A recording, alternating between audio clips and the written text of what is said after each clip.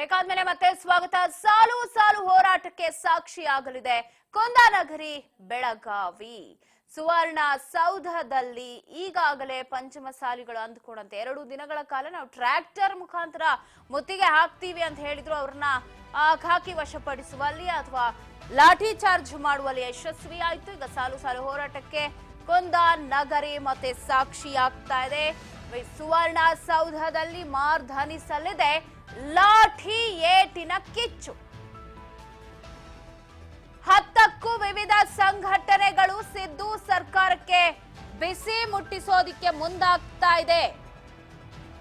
ಕಾರ್ಮಿಕರ ವಿವಿಧ ಬೇಡಿಕೆ ಸಂಬಂಧ ಎಐಟಿಯುಸಿ ಧರಣಿಯನ್ನ ಮಾಡುವ ಪ್ಲಾನ್ ಮಾಡಿಕೊಂಡಿದೆ. ಅನುದಾನ ರಹಿತ ಶಾಲಾ ಕಾಲೇಜುಗಳಿಂದ ಅನುದಾನಕ್ಕೆ ಹೋರಾಟವನ್ನ ಕೂಡ ಮಾಡ್ತಾರೆ ಅನ್ನೋ ಮಾಹಿತಿ ಇದೆ. ಪಂಚಾಯತ್ ಮಟ್ಟದ ಮುಖ್ಯ ಪುಸ್ತಕ ಬರಹಗಾರರ ಪ್ರತಿಭಟನೆ ಕೂಡ ಕುಂದಾನಗರಿಯಲ್ಲಿ ನಡೆಯುತ್ತೆ. ಭೂಮಾಪಕರಿಂದ ಕನಿಷ್ಠ ವೇತನ ಖಾಯಂ ಮಾತಿಗೆ ಆಗ್ರಹ. ಕಬ್ಬು ಬೆಳೆಗಾರರ ಸಂಘ ಸಹ ಬೆಂಬಲ ಬೆಲೆಗೆ ಒತ್ತಾಯಿಸಿ ಪ್ರತಿಭಟನೆಯನ್ನ ಮಾಡಲಿದೆ.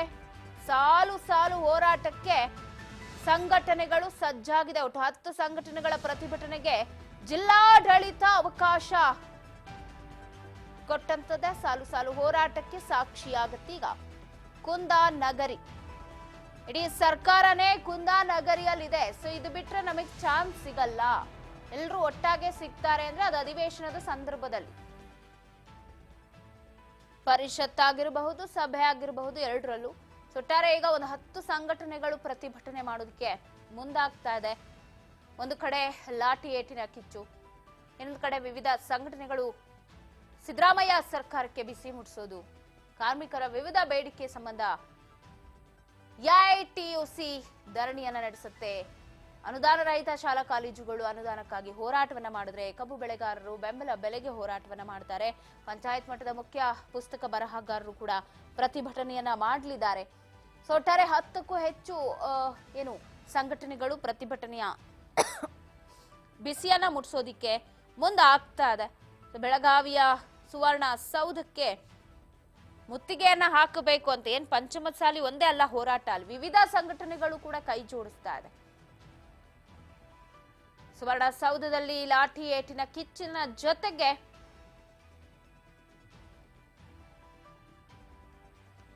ಬೆಂಬಲ ಬೆಲೆ ವಿಚಾರ, ಕಾರ್ಮಿಕರ ವಿಚಾರ ಆಗಿರ್ಬೋದು, ಎಲ್ಲವೂ ಕೂಡ ಮಾರ್ಧನಿಸಲಿದೆ. ನೋಡೋಣ ಇವತ್ತು ಏನೆಲ್ಲ ಆಗುತ್ತೆ ಅಂತ.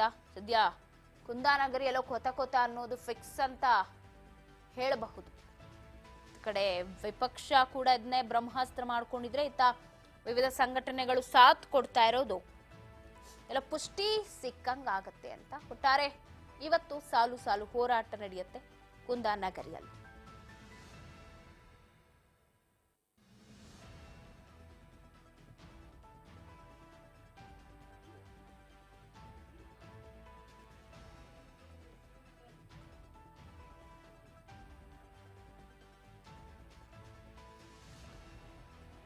ಕುಂದಾನಗರಿಯಲ್ಲಿ ಹೋರಾಟಕ್ಕೆ ವಿವಿಧ ಸಂಘಟನೆಗಳು ಸಜ್ಜಾಗಿದ್ದು, ಆಡಳಿತ ಪಕ್ಷಕ್ಕೆ ಟಕ್ಕರನ್ನ ಕೊಡಬೇಕು ಅಂತ ಏನು ವಿಪಕ್ಷ ಇತ್ತೋ ಅವ್ರಿಗೆ ಸಾಥ್ ಕೊಡುತ್ತೆ ಅಂತಾನೆ ಹೇಳ್ಬಹುದು. ಸೊ ವಿವಿಧ ಬೇಡಿಕೆಗಳಿಗೆ ಆಗ್ರಹಿಸಿ ಕಾರ್ಮಿಕ ಸಂಘಟನೆ ಆಗಿರ್ಬೋದು, ಶಾಲಾ ಅನುದಾನ ರಹಿತ ಶಾಲಾ ಕಾಲೇಜುಗಳ ಸಂಘಟನೆ ಆಗಿರ್ಬೋದು, ರೈತಪರ ಹೋರಾಟಗಾರರು ಅಂದ್ರೆ ಕಬ್ಬು ಬೆಳೆಗಾರರ ಹೋರಾಟಗಾರರಾಗಿರ್ಬೋದು, ಪ್ರತಿಯೊಬ್ಬರು ಕೂಡ ಹೋರಾಟಕ್ಕೆ ಅಣಿಯಾಗ್ತಾರೆ.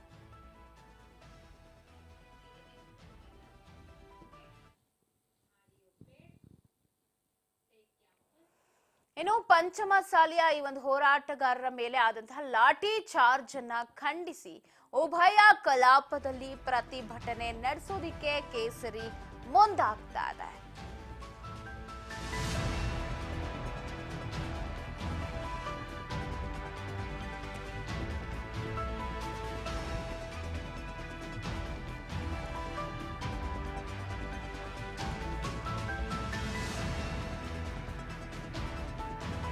ಬೆಳಗಾವಿಯಲ್ಲಿ ವಿಜಯೇಂದ್ರ ಇವಾಗ ಹೇಳಿಕೆಯನ್ನ ಕೊಟ್ಟಿದ್ದಾರೆ. ಪಂಚಮಸಾಲಿ ಹೋರಾಟಗಾರರ ಮೇಲೆ ಆದಂತಹ ಲಾಠಿ ಚಾರ್ಜ್ ಅನ್ನ ನಾವು ಖಂಡಿಸ್ತೀವಿ. ಸೊ ಉಭಯ ಸದನಗಳಲ್ಲೂ ಕೂಡ ಈ ವಿಚಾರವನ್ನ ಚರ್ಚೆ ಮಾಡ್ತೀವಿ, ಪ್ರತಿಭಟನೆ ಮಾಡ್ತೀವಿ ಅಂತ ಬೆಳಗಾವಿಯಲ್ಲಿ ವಿಜಯೇಂದ್ರ ಹೇಳಿಕೆಯನ್ನ ಕೊಟ್ಟಿದ್ದಾರೆ. ಬಿಜೆಪಿ ರಾಜ್ಯಾಧ್ಯಕ್ಷರ ಹೇಳಿಕೆ. ಲಾಠಿ ಚಾರ್ಜ್ ಅನ್ನು ಖಂಡಿಸಿ ಉಭಯ ಕಲಾಪದಲ್ಲೂ ಇವತ್ತು ಪ್ರತಿಭಟನೆಯಾಗತ್ತೆ ಅಂತ ತಿಳಿಸಿದ್ದಾರೆ ಬೆಳಗಾವಿಯಲ್ಲಿ.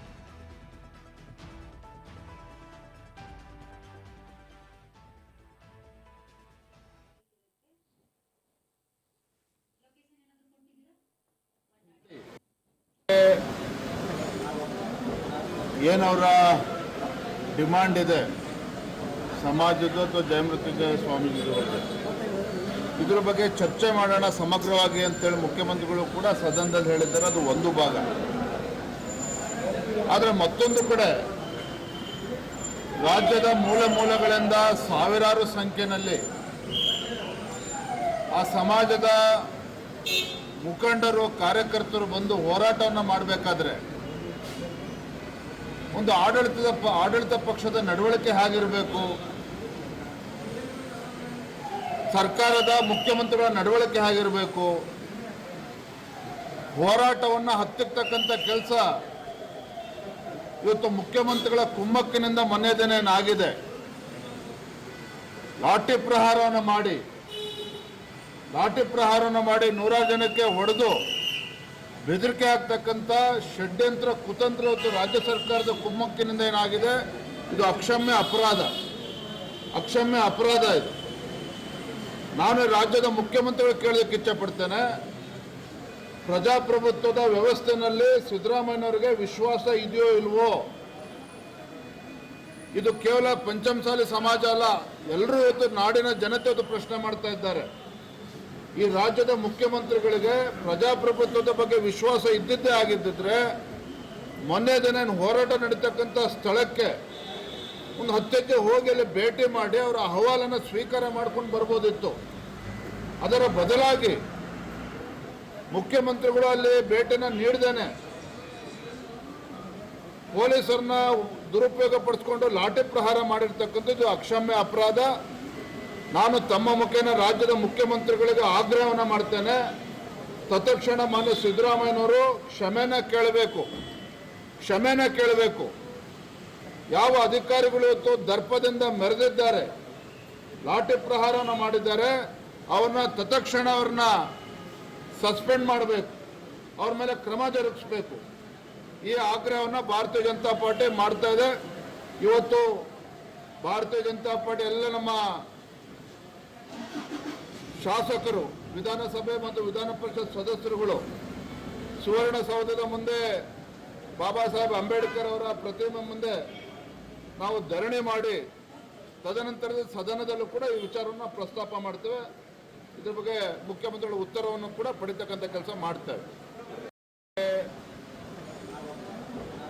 ಏನವರ ಡಿಮಾಂಡ್ ಇದೆ ಸಮಾಜದ ಅಥವಾ ಜಯಮೃತ್ಯುಂಜಯ ಸ್ವಾಮೀಜಿ ಬಗ್ಗೆ, ಇದ್ರ ಬಗ್ಗೆ ಚರ್ಚೆ ಮಾಡೋಣ ಸಮಗ್ರವಾಗಿ ಅಂತೇಳಿ ಮುಖ್ಯಮಂತ್ರಿಗಳು. ಮತ್ತೊಂದು ಕಡೆ ರಾಜ್ಯದ ಮೂಲೆ ಮೂಲೆಗಳಿಂದ ಸಾವಿರಾರು ಸಂಖ್ಯೆಯಲ್ಲಿ ಆ ಸಮಾಜದ ಮುಖಂಡರು ಕಾರ್ಯಕರ್ತರು ಬಂದು ಹೋರಾಟವನ್ನು ಮಾಡಬೇಕಾದ್ರೆ ಬೆಳಗಾವಿಯಲ್ಲಿ ವಿಜಯೇಂದ್ರ ಹೇಳಿಕೆಯನ್ನ ಕೊಟ್ಟಿರೋದು. ಖಂಡಿಸ್ತೀವಿ ನಾವು ಲಾಠಿ ಚಾರ್ಜ್ ಅನ್ನ. ನಾನು ಮಾಧ್ಯಮಗಳ ಮುಖಾಂತರವಾಗಿ ಕೇಳ್ಕೊತಾ ಇದ್ದೀನಿ, ಸಿಎಂ ಸಿದ್ದರಾಮಯ್ಯನವರು ಕ್ಷಮೆ ಕೇಳಬೇಕು ಹೋರಾಟಗಾರರಿಗೆ, ಲಾಠಿ ಚಾರ್ಜ್ ಮಾಡಿದವ್ರನ್ನ ಅಮಾನತು ಮಾಡಬೇಕು, ಇಲ್ಲ ಅಂದ್ರೆ ನಾವು ಹೋರಾಟವನ್ನ ನಿಲ್ಸಲ್ಲ, ಇವತ್ತು ಉಭಯ ಕಲಾಪದಲ್ಲೂ ಕೂಡ ನಾವು ಪ್ರತಿಭಟನೆ ಮಾಡ್ತೀವಿ, ನಾವು ಕೂಡ ಬಿಸಿ ಮುಟ್ಟಿಸ್ತೀವಿ ಅಂತ ಹೇಳ್ತಾ ಲಾಠಿ ಚಾರ್ಜ್ ಮಾಡಿದ್ದಕ್ಕಾಗಿ ಅಥವಾ ಮಾಡಿಸಿದ್ದಕ್ಕಾಗಿ ರಾಜ್ಯ ಸರ್ಕಾರದ ಕುಮ್ಮಕ್ಕಿಂದಲೇ ಪೊಲೀಸರು ಹಿಂಗ್ ಮಾಡಿರೋದು. ಸೊ ಕ್ಷಮೆ ಕೇಳಲೇಬೇಕು, ಇದರಲ್ಲಿ ರಾಜ್ಯ ಸರ್ಕಾರದ ಕೈವಾಡ ಇದ್ದೇ ಇದೆ ಅಂತ ವಾಗ್ದಾಳಿಯನ್ನ ನಡೆಸಿದ್ದಾರೆ ಬಿಜೆಪಿಯ ರಾಜ್ಯಾಧ್ಯಕ್ಷ BY ವಿಜಯೇಂದ್ರ. ಒಟ್ಟಾರೆ ಪಂಚಮಸಾಲಿ ಹೋರಾಟದ ವಿಚಾರ ಕಲಾಪದಲ್ಲಿ ದೊಡ್ಡ ಸದ್ದು ಗದ್ದಲಕ್ಕೆ ಸಾಕ್ಷಿ ಆಗೋದಂತೂ ಕಟ್ಟಿಟ್ಟ ಬುತ್ತಿ ಅಂತಾನೆ ಹೇಳ್ಬೋದು. ಈಗಾಗಲೇ ಏನು ಹಾಸ್ಪಿಟಲ್ಗೆ ಭೇಟಿ ಕೊಟ್ಟ ನಂತರ ಅಲ್ಲಿ ಹೋರಾಟದ ಬಿಸಿ ಮುಟ್ಸೋದಿಕ್ಕೆ ಪ್ಲಾನ್ ಅನ್ನ ಮಾಡಿದ್ದಾರೆ. ಗಾಂಧಿ ಪ್ರತಿಮೆಯ ಬಳಿ ಈಗಾಗಲೇ ರಾಜ್ಯಾಧ್ಯಕ್ಷ ಹಾಗೆ ಆರ್ ಅಶೋಕ್ ಅವರ ನೇತೃತ್ವದಲ್ಲಿ ಹೋರಾಟ ಕೂಡ ನಡೆಸ್ತಾ ಇದ್ದಾರೆ. ಇನ್ನೇನು 11 ಗಂಟೆಗೆ ಕಲಾಪ ಆರಂಭವಾಗುತ್ತೆ. ಅಲ್ಲಿ ಕೂಡ ಇದೇ ವಿಚಾರ ಚರ್ಚೆ ಮಾಡೋ ಸಾಧ್ಯತೆಗಳು